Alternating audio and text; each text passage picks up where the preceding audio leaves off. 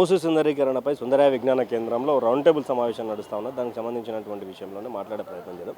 అసలు ఏంటి ఈ మూసు సుందరీకరణ అని చెప్పేసి ప్రభుత్వం ఏమో అభివృద్ధి పథంలో తీసుకుపోవాలి, హైదరాబాద్ను పెద్దగా ఒక గ్రాండ్గా చూపించే ప్రయత్నం చేస్తుంటే కొన్ని పార్టీలు కొంతమంది అడ్డుకునే ప్రయత్నం చేస్తున్నారని చెప్పి రేవంత్ రెడ్డి మాట్లాడుతూ ఉన్నారు. ఎలా చూడొచ్చు అన్నది?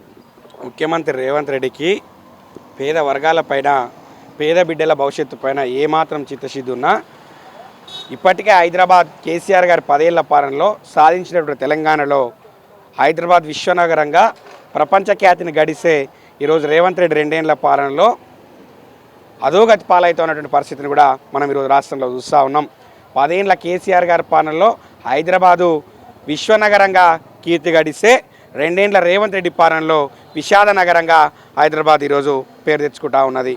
రేవంత్ రెడ్డి, నువ్వు గుర్తుపెట్టుకో, మూసి సుందరీకరణ పేరిట నువ్వు చేస్తూ ఉన్నటువంటి అవినీతి ఏదైతే ఉన్నదో 1,50,000 కోట్ల రూపాయలను దండుకోవడానికి ఒక పథకాన్ని రచించి మూసి సుందరీకరణ అనేటువంటి పేరు వేసి ఒక డ్రామా ఆడుతూ ఉన్నాడు రేవంత్ రెడ్డి.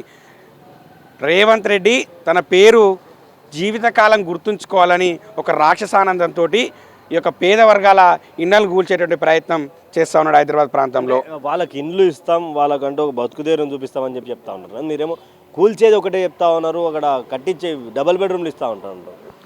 మేము గత వారం రోజులుగా మూసీ పరిసర పరివాహక ప్రాంతాల్లో మేము తిరుగుతూ ఉన్నాం. అంబర్పేట ప్రాంతంలో కొన్ని ఇళ్ళను మార్క్ చేశారు, కొన్ని ఇళ్ళని ఇంకా మార్క్ చేయలేదు. ఆ ప్రాంతంలో మేము పర్యటిస్తూ వారి సమస్యలు తెలుసుకునేటువంటి ప్రయత్నం చేస్తూ ఉన్నప్పుడు ఒక ఇంట్లో 5-6 కుటుంబాలు ఉన్నప్పటికీ ఆ ఇంటికి ఒకటి డబుల్ బెడ్రూమ్ కేటాయిస్తామని చెప్పడం జరిగింది మలక్పేట ప్రాంతంలో. అంటే మరి ఒక్క కుటుంబానికి డబుల్ బెడ్రూమ్ ఇల్లు కేటాయించినప్పుడు ఆ ఇంట్లో ఉన్నటువంటి మిగతా 5-6 కుటుంబాలు ఎక్కడికోవాలని మేము అడుగుతూ ఉన్నాం. రేవంత్ రెడ్డి పేద వర్గాలు, మూసీ పరిసర పరివాహక ప్రాంతంలో ఉన్నటువంటి పేద ప్రజలు ఎవరైతే ఉన్నారో వారు జీవితకాలం కష్టపడి రూపాయి ఎన్కేసుకొని ఒక్కొక్క గదిని నిర్మించుకొని వారి కళల సౌదాన్ని నిర్మించుకుంటే ఈరోజు రేవంత్ రెడ్డి ఉన్నపలంగా వచ్చి మూసి సుందరీకరణ చేస్తా అని మాటలు చెప్పి ఆ యొక్క ఇండ్లను గులగొలుతా అంటే ఊరుకునేటువంటి ప్రసక్తి లేదని మేము రేవంత్ రెడ్డిని అడుగుతా ఉన్నాం. రేవంత్ రెడ్డి, నువ్వు దోచుకోవడానికి, దాచుకోవడానికి అన్నీ అయిపోయినాయి, ఇక మూసీ పరిసర ప్రాంతం మీద పడ్డావా అని మేము అడుగుతా ఉన్నాం. రేవంత్ రెడ్డి అధికారం వచ్చిన నాటి నుండి, అధికారం చేపట్టిన నాటి నుండి కొడంగల్లో లగచెర్ల ప్రాంతంలో ఫార్మాసిటీ పేరిట మా లంబాడ సోదరుల యొక్క భూములను గుంజుకునే ప్రయత్నం చేసిండు. మొన్నటికి మొన్న ఖమ్మం జిల్లాలో వెలుగుమట్లలో పేదలు కట్టుకున్నటువంటి ఇండను కూల్చేసి ఆ యొక్క భూములను గుంజుకున్నటువంటి పరిస్థితి కనిపించింది. అదేవిధంగా ఆ మధ్యలో ఇల్టా పేరిట రాష్ట్రంలో మరీ ముఖ్యంగా హైదరాబాద్ ప్రాంతంలో పారిశ్రామిక వాడ భూములను గుంజుకునే ప్రయత్నం చేసిండు. అంతకుముందు ఉర్దూ యూనివర్సిటీ, మరీ ముందు హెచ్సి యూనివర్సిటీ భూములను లాక్కునే ప్రయత్నం చేసి రేవంత్ రెడ్డి భూదాహానికి, భూదందాకు అడ్డు అదుపు లేకుండా పోతుందని ఈరోజు మేము అంటా ఉన్నాం. రేవంత్ రెడ్డి, నువ్వు గుర్తుపెట్టుకో, పేద వర్గాల ఇళ్లను, మూసీ పరిసర ప్రాంతంలో ఉన్నటువంటి పేదల ఇళ్లను ఒక్క ఇల్లు కూల్స్తాన్నా ఊరుకునే ప్రసక్తి లేదని మేము హెచ్చరిస్తూ ఉన్నాం. ఇప్పుడు సరే, వెలుగుమట్ల ఇవన్నీ కూడా భూములకు సంబంధించినటువంటి విషయంలో గవర్నమెంట్ ఇన్వాల్వ్. మరి ఈ మూసీకి సంబంధించినటువంటి విషయంలో భూములు ఎక్కడ కబ్జా చేసే ప్రయత్నం చేస్తూ ఉన్నారు అనుకోవచ్చు? మూసీ ఇప్పుడున్నటువంటి మూసీ ప్రవహించే ప్రాంతం నుండి అటు 150 మీటర్లు, ఇటు 150 మీటర్లు కూలగొట్టాల్సిన అవసరం ఏముందని మేము అడుగుతా ఉన్నాం. రేవంత్ రెడ్డి, నువ్వు 150 మీటర్ల దూరాన్ని కూలగొట్టి ఆ యొక్క భూములను ఏం చేస్తావు? ఒక డిపిఆర్ లేదు, స్పష్టమైనటువంటి విధి విధానాలు లేవు.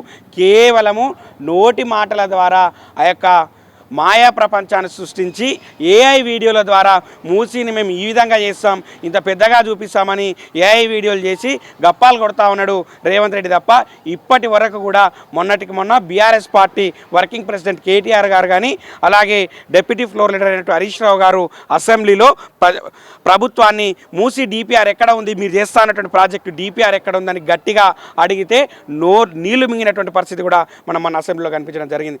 డిపిఆర్ లేకుండా నోటి మాటల ద్వారా ఈరోజు ఆ యొక్క ప్రాంతంలో ఇండను కూలగొట్టి ఆ యొక్క భూమిని లాక్కునే ప్రయత్నం చేస్తూ ఉన్నాడు రేవంత్ రెడ్డి. రేవంత్ రెడ్డి, నువ్వు గుర్తుపెట్టుకో, పేద వర్గాల ఇండ్లను కూలగొట్టాలంటే బీఆర్ఎస్ పార్టీ ముందుంటుంది. బీఆర్ఎస్ పార్టీ అగ్రనాయకులు కేటీఆర్ గారు, హరీష్ రావు గారిని, అలాగే బీఆర్ఎస్ విద్యార్థి విభాగాన్ని దాటిన తర్వాతనే నువ్వు ఇళ్లను కూలగొట్టగలుగుతావని మేము హెచ్చరిస్తూ ఉన్నాం. ఒక్క ఇల్లు కూలినా, ఒక్క పేద వర్గ బిడ్డకు అన్యాయం జరిగినా ఊరుకునేటువంటి ప్రసక్తి లేదని మేము ప్రభుత్వాన్ని హెచ్చరిస్తూ ఉన్నాం. అంటే ఇప్పుడు మూసీకి సంబంధించినటువంటి విషయంలో డెవలప్మెంట్ని బీఆర్ఎస్ పార్టీ అడ్డుకుంటుందా? ముఖ్యమంత్రి రేవంత్ రెడ్డికి అభివృద్ధి అనేది అంటే ఏందో తెలుసా? 2.5 ఏండ్ల రేవంత్ రెడ్డి పాలనలో ఏమి అభివృద్ధి చేసిర్రు, ఎంత మేరకు అభివృద్ధి చేసిర్రు, మీరు కట్టిన కట్టడాలెన్ని, మీరు నిర్మించిన బ్రిడ్జిలెన్ని, మీరు కట్టినటువంటి పాఠశాలలెన్ని, మీరు శంకుస్థాపనలు చేసినటువంటి మీరు ఎన్ని కోట్లు కేటాయించారో చెప్పేటువంటి దమ్ముందా అని మేము అడుగుతా ఉన్నాం. రేవంత్ రెడ్డి మాటలు శిలాఫలకాలు, గోడల మీద రాతలకే పరిమితమైనవి తప్ప కూడా ఎక్కడా కూడా ఒక గదిని నిర్మించినటువంటి, ఒక బ్రిడ్జ్ నిర్మించినటువంటి, ఒక ఫ్లైఓవర్ నిర్మించినటువంటి, కనీసం ఒక మురికి కాలువ నిర్మించినటువంటి దాఖలాలు కూడా లేవని మేము స్పష్టం చేస్తూ ఉన్నాం. రేవంత్ రెడ్డి మాటలు నీటి మూటలు, రేవంత్ రెడ్డికి కేటాయిస్తున్నటువంటి నిధులన్నీ కూడా దోచుకోవడానికి, దాచుకోవడానికే తప్ప ఏ ఒక్క వర్గానికి కూడా న్యాయం చేయడానికి లేకుండా పోయిందని మేము అంటా ఉన్నాం. రేవంత్ రెడ్డి 2 ఏండ్ల పాలనలో ఏ ఒక్క వర్గం కానీ, ఏ ఒక్క సామాజిక వర్గం కానీ, ఏ వర్గానికి సంబంధించినటువంటి పేద ప్రజలు కూడా బాగుపడినట్టు లేదు.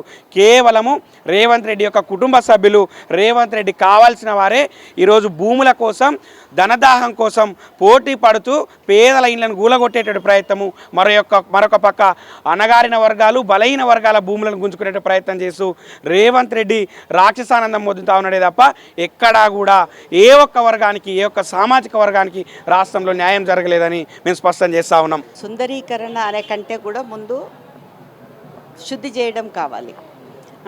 శుద్ధి చేయడం కావాలంటే ఆల్రెడీ మూసీ నదికి బౌండరీస్ ఉన్నాయి. మీరు చూడండి, ఇక్కడ నుంచి అక్కడి దాకా బౌండరీస్ ఉన్నాయి. ఆ బౌండరీస్ అవతలకి నీళ్లు పోయిన పరిస్థితి నేను పుట్టినప్పటి నుంచి కూడా చూడలేదు. కాబట్టి అవతల బౌండరీస్ అవతల ఉన్న జనాలను చేసే కంటే ముందు నదిని క్లీన్ చేయండి. మీరు ఆ ప్రాంతాన్ని తవ్వండి, డీపెన్ చేయండి. ఆ పక్కన చుట్టుపక్కల ఇప్పటికి కూడా చెత్త తీసుకుపోయి వేస్తున్నారు. అసలు మన దేశంలో ఇంతవరకు, మన రాష్ట్రంలో అంటాను, ఇంతవరకు లేని సిస్టమ్ ఏంటంటే చెత్తను డంప్ని క్లియర్ చేసేటటువంటి సిస్టమ్ లేదు. మీరు చూడండి, ఎక్కడవో వీధుల్లో కుప్పలు వేస్తుంటారు. ఇప్పుడు మూసి అంతా అలాంటి కుప్పలు, మూసి పొడవుగా అవి కనిపిస్తుంటాయి.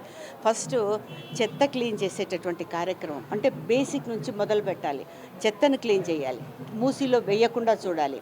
చూసి మూసిని మొత్తం క్లీన్ చేసేసి దానికి హద్దులు గీసి, హద్దుల పక్కల ఉన్నటువంటి జనాలను బ్రతకనివ్వండి. అట్లాగే వాళ్ళని చేసి ముందు వాళ్ళని తీసేసి నదిలో ఏం చేస్తారండి వాళ్ళు? నదికి లోపలికైతే ఎవరేం రాలేదు కదా.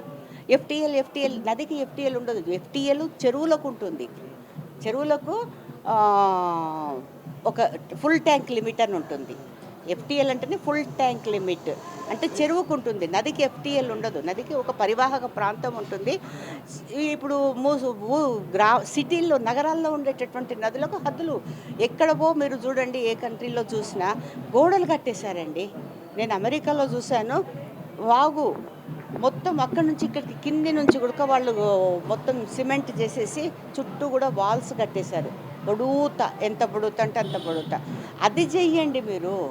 చేసి ఏమి చుట్టూ అంతా జనం వచ్చి కూర్చొని నీళ్ళని చూసి ఆస్వాదించేటట్లుగా థేమ్స్ ఉంది, వెనీస్ నగరం ఉంది, ఇవన్నీ కూడా అట్లా చేయండి. కానీ ఫస్టే జనాలను తరిమేసేటటువంటి కార్యక్రమం మాత్రం కరెక్ట్ కాదు, సరైనది కాదు. జనాలను ఉండాలి. జనం ఉంటేనే నీకు అక్కడ నీ సుందరీకరణ చూడడానికి. అంటే నువ్వు అవన్నీ తీసేసి దాన్ని ఏం లేదు, ఒక ఫ్యామిలీ రియల్ ఎస్టేట్గా మారబోతుంది. ఇదంతే, ఒక ఫ్యామిలీ రియల్ ఎస్టేట్గా మార్చుకోవడానికి. ఇంకెవరండి, ఇంకా ప్రత్యేకంగా నేను చెప్పేది ఏముంది? ఇలా ముఖ్యమంత్రి, ఆయన బ్రదర్స్ అందరు కలిసి